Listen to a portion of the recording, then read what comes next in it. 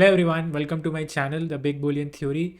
This video is part of a lecture series on operating systems, and currently we are on the second module of this course, that is process management.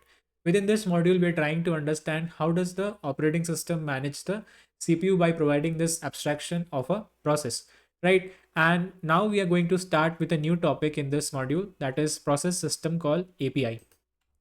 So as you can guess from the name of the topic, in this topic, we are going to go over the system call APIs, the system call interface that operating systems provide. And we are going to focus on the set of system calls that allow us to deal with processes, right? The operations that one would want to perform on processes. What are the system calls that exist in the Unix based operating systems to allow us to perform such operations? So we are going to look at the system call API from the perspective of process management, right? And within this video, I'm going to lay a brief overview. Basically, I'm going to discuss the important operations that exist when we talk about processes. What are the kind of operations that we would like to perform on processes? And then from the perspective of the Unix operating system, we are going to see what are the system calls that the Unix system call API offers to perform these operations, right? So without further ado, let's get started. So before I start talking about the system call API from the perspective of process management, let us first quickly recall about the system call interface and why do we need it in the first place, right? So as we have talked about this in the first module of this course, right, when we were discussing about the compute stack. So let's recall the compute stack and then we will understand why we need the system call interface. So if you see the compute stack, it is composed of several layers, right? At the very bottom is the hardware, which is composed of the physical objects like the CPU, the memory, the IO devices. These are the hardware chips, right? So these make up the hardware interface. Now, the problem with this hardware interface, as we know, is that it is very complex to use. So that is why the user applications do not run directly on the hardware interface, right? And what the operating system does is that the operating system is a special piece of software, right? And one of its most fundamental responsibilities is to make the hardware interface easy to use. And in order to do that, what it does is that it creates abstractions over these physical resources, right? So these are the abstractions. And what is an abstraction? An abstraction is, in the context of the compute stack, it is basically a virtual resource over the physical resource, right? And this virtual resource is much more easy and very powerful to use. So if you see this stack, the abstractions that we have for the CPU, it's the process. For the memory, we have the address space, and for the IO devices, we have files and directories, right? So this is the interface that is exposed to the user application. This interface, which consists of these virtual resources, these abstractions, is what the user applications interact with. Now, the once we have this interface, we need a way to use this interface. When I say the user applications need a way to use this interface, I mean that the user applications should be able to perform certain operations on these abstractions. So I have listed down a few example operations that could be useful, right? For example, if you talk about processes, then user applications need a way to create a process, to terminate a process. If the process is running, then pause it, resume it, certain similar operations that are related to the process. Then if we talk about the address space, then here we need a mechanism so that we can allocate and deallocate memory on the address space. If we talk about files and directories, then here we should have mechanisms to perform simple operations like opening a file, closing a file, reading or writing data to a file. So these are some examples of operations that we need to perform on the abstractions, right? So that is where the system call interface comes into the picture. So what the operating system does is that for every such operation, it provides a system call. And whenever the user application needs to perform any such operation, it can request the operating system to perform that on its behalf by invoking the system call, right? So that is the idea behind the system calls. And this is like a timeline diagram of the life of a process, right? And as you see, during the life of a user application, it very often invokes system calls. As you can see, this blue region is where the user process is executing. This red region is where the kernel is executing.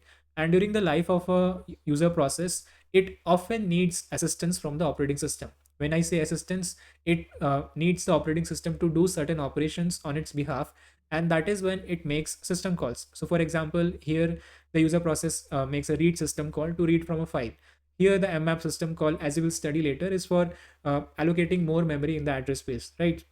So this is how the user process, by invoking the system calls, gathers the basically assistance of the operating system. Whenever there is a system call, the operating system then performs that operation for the user application.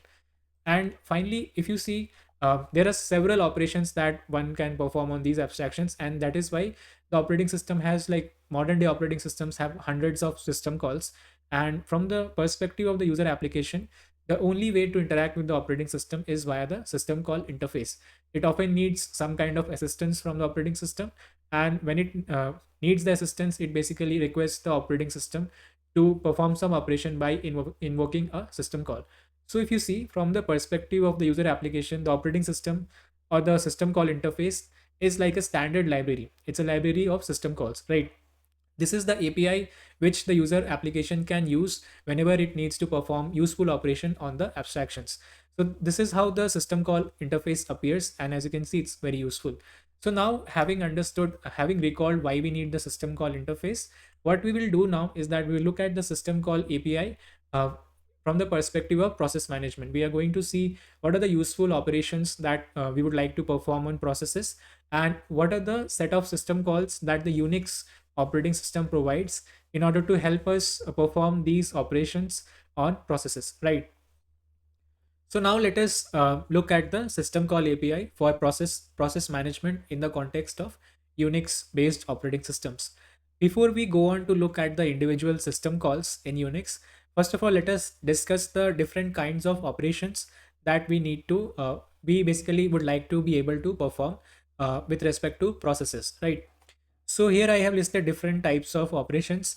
The first and the most important one is obviously that of process creation, right? We need a way to create new processes, right?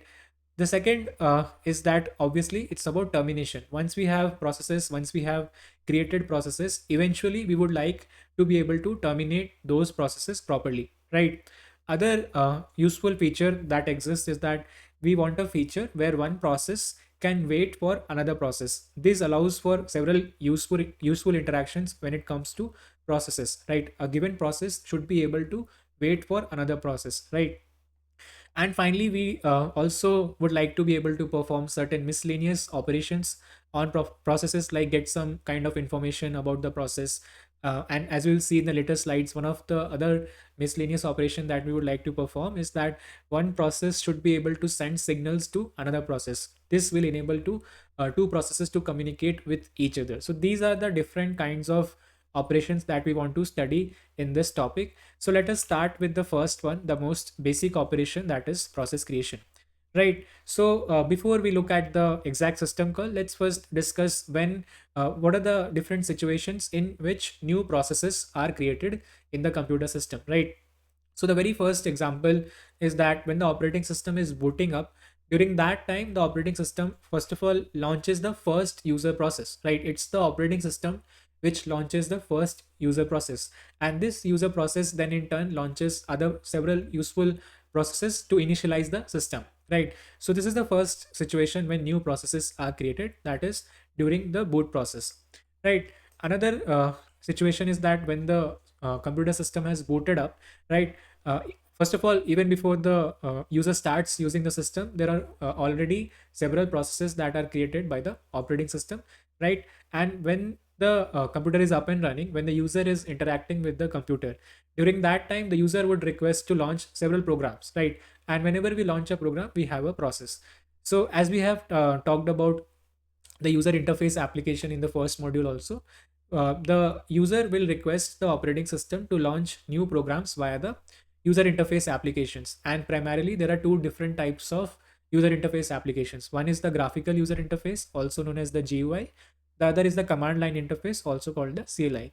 So in the graphical user interface, we have a visual interface. We have a window where there are several icons, and the user can double click on any icon. That icon or logo represents a computer application, computer program. And when the user does that, the graphical user interface, the GUI, on behalf of the user process, requests the operating system to create a new process and start running it, right? And the other way, via which the user can launch new processes is via the command line terminal. Here we have a text based interface. Here the user gives their commands as input. They write the commands, and when they hit enter, that is when the command line interface parses those commands and launches the programs. So again, in both the cases, the interface application acts on behalf of the user. It receives inputs from the user and then launches processes by requesting the operating system, right? So again, this is the basic user interaction. And another important and I think the most common situation when when new processes are created. And finally, another situation when new processes are created is that when an existing process it is running, it might launch several sub processes to perform some of its computations, some of its subtasks. So for example, let's say we have a web server process and it receives several requests from the user clients, right? And in order to handle each client request, the web server might launch a new process. So this is another case when an existing process, an existing running process, it launches a child process, you can say, to accomplish some of its subtasks. So these are the different situations when new processes are created, right? Again, this is not exhaustive, but some of the examples when we need a way to create new processes. We first discussed that during the booting time, the operating system launches several processes. Then once the system is booted up, the user might request for launching new programs. And the last example that we discussed is that when the processes are already running, they internally might create new processes to perform some of their subtasks, right? So uh, this is basic. One of the common thing that we discussed in all of these situations is that any new process that is created in the computer system, that new process would be created by an existing process, right? So what I want to show here is that let's say we have this is process A and this is the operating system. So any new process that is created in the computer system, right, that is created by an existing process. Obviously, the first process, the first user process that is created by the operating system is an exception. But apart from the first user process, all the other processes that are there in the computer system, that they are created by some existing user process. So here you can see process A is there in the system. It requests the operating system to create a new process, and that is when we can have a new process. So the different situations that we saw, let us go back. And here if you see the web server, right, here the web server is already existing. It's an existing process, and all of these sub processes that are launched to handle the new clients, they are created when the web server requests the operating system to create them, right? So again, any new process is created when an existing process requests the operating system to do so.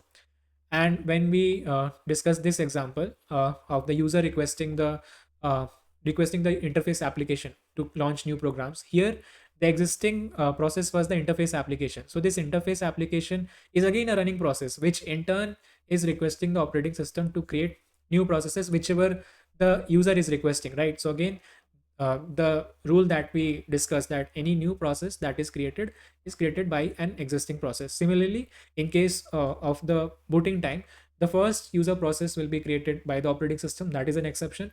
All other processes that are then subsequently launched, they are launched by the first user process, right? So now let's go back. And yeah, so this is how an existing process launches a new process. So for this requesting mechanism, right, so that a process can request the operating system to launch a new process, we need a system call.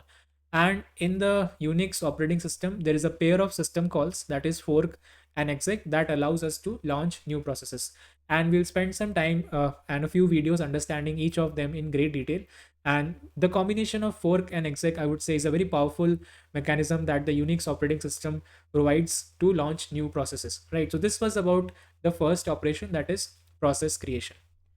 Now let us look at the next important operation that we would like to be able to perform on processes, is that of termination, right? So once a process is created and eventually, let's say, it completes its work, so eventually we would like to terminate the process. So now before we go on to see the exact system call that Unix offers for process termination, first of all, let us consider a few examples when we would like to terminate the process, right? So the first example, as you can see, is that let's say you start a process, and once it has successfully finished its work, then we would like to terminate it, right? For example, let's consider you copy a file from one location to another. So that copy operation that you launch, that will be a process. And once the copy is successfully done, then the copy process will eventually terminate on its own. So here the process will basically request its termination on its own. So that is one of the examples, right? Second is that let's say we have a interactive user process. Here, if the process, basically, let's say the user of the application decides that they do not want the application anymore, then they can hit the close button, and that is when the process will be terminated. So here, if you see, the termination would not be initiated by the process itself, right? It is an interactive process, unlike the previous example that we saw.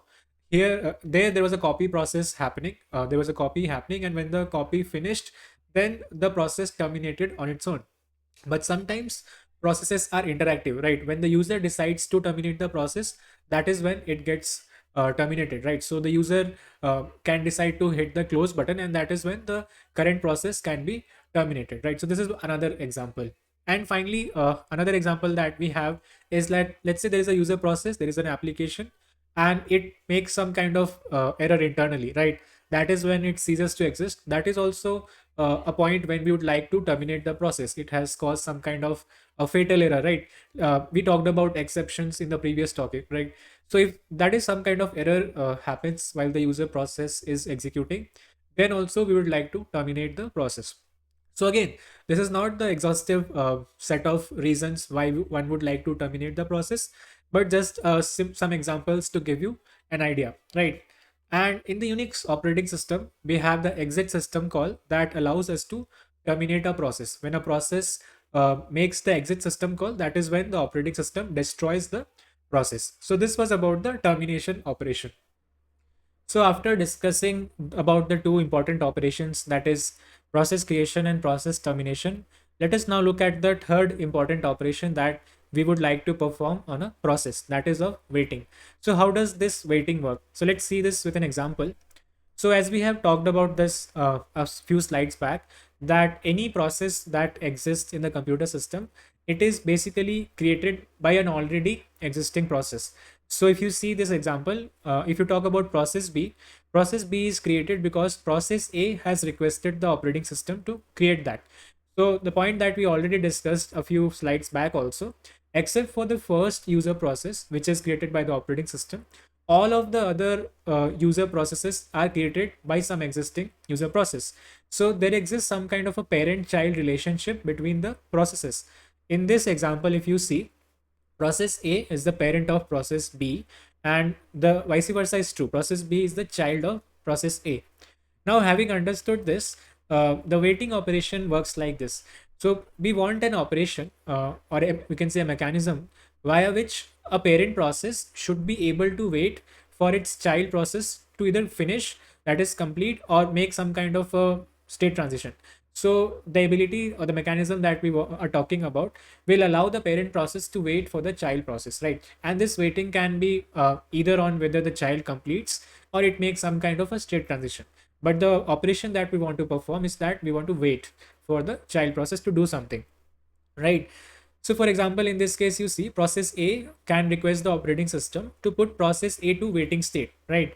Till when? Till process B either completes or makes some kind of state transition. So this is an operation that is useful in many cases. We'll see this now with an example, like how can such a waiting help in the case of two processes. Let's understand with this example.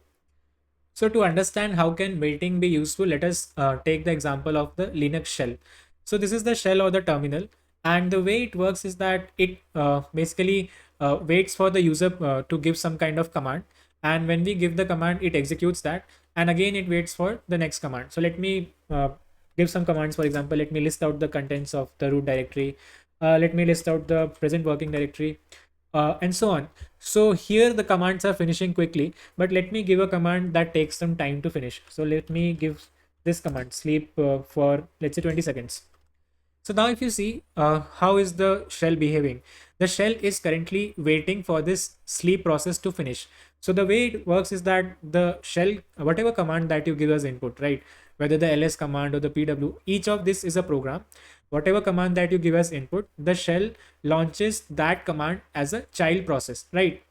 And the child process, first of all, it so now the shell is the parent process, and whatever command that you had entered, that is running as the child process. So now the way the shell works is that the shell as a parent process waits for the child process to complete, waits for the current command to complete before like accepting the next command. So let me uh, restart the sleep process. It was finished. So as you can see, now the sleep process is running in the foreground. This is a child process of the terminal, and the terminal is kind of in a waiting state. The parent process, which is the terminal, it is in a waiting state, and it is waiting for the child process to finish. The child process is currently executing a sleep operation. So in the meanwhile, the bash terminal was sleeping, and now when the child process has completed, you can see again the shell process, the parent process, has resumed execution. It is now expecting the next command. I can give some command. Let's say, let me enter hello, let me echo a hello string, and it executed the command, and it is again waiting for the next command. So here you see how the shell as a parent process waits for the child processes to complete. The child processes are the commands that you give as input, and before like accepting the next command, it waits for the current command to finish. So this is one of the useful features that we have, and that is why we would like to have an operation where a parent process can wait for its child process to either complete or make a state transition. So that is where the Unix operating system has this wait system call, which allows a parent process to wait on one of its child processes to either complete or make a some kind of state transition. So this was about the wait operation. So now let us look at the last group of operation, or the last category of operations that we would like to study. It's the miscellaneous operation. So after the basic and important operations like creation, termination, and waiting, there are some other miscellaneous operations also that we would like to be able to perform when it comes when we talk about processes. And the first example that I have is like simple operations, like a process should be able to request the operating system to get some kind of information related to which is in some way related to processes. So an example that I have is, let's say a process A wants to get its own process ID, right? So this process ID is a kind of information, and it is related to processes. So these kind of operations should be allowed by an operating system. Another example is that a process might want to know about its parent process ID, right? So these information querying operations should be allowed by the operating system. And one such system call that we have in the Unix operating system is the get PID, right? So this get PID, as we said, it allows the process to know its own process ID, and that process ID is useful in many cases. So this kind of operations where we can query some kind of information related to a process is also useful, and operating system should allow processes to have make these kind of miscellaneous operations as well. Another example of a miscellaneous operation is that of a process being able to communicate with other processes by sending a signal. So this slide illustrates that. So we want a operation where a particular process can communicate with another process by sending some kind of signal. So here in this example, if you see, process A is requesting the operating system to send a signal to process B, and that signal could be any kind of signal, and obviously that signal should be supported by the operating system. And when process B receives that signal, it would do some kind of activity in response. It would handle the signal in some way. So in this way, process A and process B can communicate with each other. Process A sending the signal, and then process B taking an action in response to that signal. So let us see how sending signals can be used in real computer systems, and how can they be useful. So for that, I have a example. Let's say process A wants to kind of kill or terminate process B. It could be like the case that process B is the child of process A, and it wants process A wants to terminate one of its child processes, right? Very reasonable and quite common. So here process A should be able to send a signal to one of its child processes, that is process B, to terminate or destroy that process. Another example is that we might not be wanting to terminate a process, we just want to pause it for some time, right? So process A is sending a signal to process B. In this case, it's not about termination, it's just pausing it for some time, right?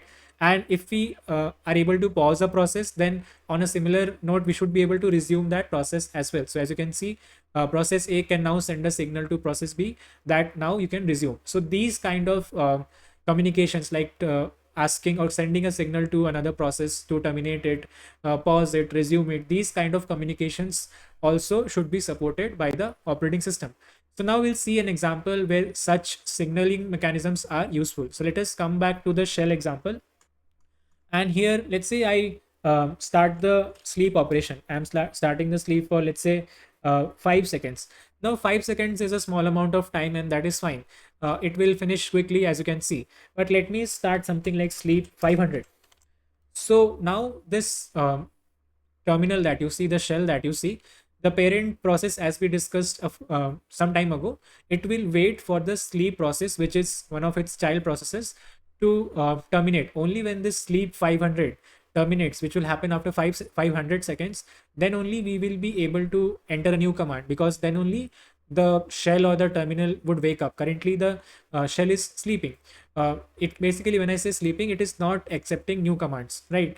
But we do not, let's say, want to wait for 500 seconds. So what we do, so here we can send a signal via the which will allow us to terminate this process, this sleep 500, right? We want to terminate this process. So there is this control C key combination. If you press control plus C, when a process is running in the foreground, that process will be terminated. So the way it works is that when you hit control C, the shell receives that, and the shell then sends a signal to the sleep process to terminate it. Just like we discussed a few in the slide, a process should be able to send a signal to another process to terminate it. Here the parent process, which is the shell, sends a signal to the sleep process to terminate it. And now, as you can see, we are ready, and we can give some other command as well. So let me now show how we can use the other signals, that is the pause and the resume signals. So let me start again the sleep 500 process. So again, the sleep is going on. Let's say we do not want to terminate the process altogether. Let's say we just want to pause or stop it for some time. Then there is this key combination, that is control Z. So control Z has just stopped the process. It has just paused it, and we can again resume the process. But let's say you can do anything in the meanwhile. Let's say you want to display the contents, the files in the root directory, or you want to see the current working directory. So while that sleep 500 process has been paused, you can do whatever work you wanted to do. So this allows more flexibility, and in the meanwhile the sleep process has not been terminated, it can be resumed. So if I give the command fg, which basically brings the sleeping process to foreground, so if you can see, the sleep 500 has again started. So this is how there are different kinds of signaling mechanisms. One process can send signals to the other process. Here the shell, the bash terminal, which is the parent process of whatever command that we launch, is sending signals to terminate the processes, maybe pause them, resume them. Let me again terminate the process for you. So this is how having a mechanism where one process can send signals to another process is very useful, right? So let us come back to our slide. And this is another miscellaneous operation that we would like to be able to perform. So these are the different kinds of operations that we as a user would be we want to be able to perform. That is process creation, process termination, being able to wait for our child process, being able to signal another processes, being able to query like some kind of status information about other processes or the current process also. So again, there are many more operations that could be defined on a process, but these are some of the most basic and useful ones that we definitely need. And we also saw the different system calls that are there. So for example, for the creation in the Unix operating system, we have two system calls and they work as a pair. So fork and exec we are going to study in this topic. Then for termination, we have exit. Then for waiting, we have wait. So all of these system calls we'll study in great detail, the detailed API, everything we are going to take a look. And the miscellaneous system calls that we discussed, that can be, for example, querying some information or sending signals. For we saw two examples, that is get PID for querying the process ID, and the kill system call exists to send signals to another process. So again, this kill system call is kind of a misnomer, and you might think that this system call is used to kill a process, but the name don't go by the name. It is used to send a signal to another process. Obviously you can send a signal to terminate that process, but kill does not like the main purpose of kill is not to kill the process, it's about sending signals. It's just a name, a peculiar name. So these are the different system calls that we would study. So the miscellaneous system calls we will not look into great detail. We already saw via the demo of how they work. We are going to mainly focus on these four system calls in this topic. We will look at each one of them in separate videos one by one. So guys, this was it for this video. In this video, we introduced what are the different kinds of operations that we as a user would like to perform on processes, right? What are the useful operations and what are the equivalent system calls in the Unix operating system. So guys, this was it for this video. Thank you very much for watching. I will see you in the next video. Thank you.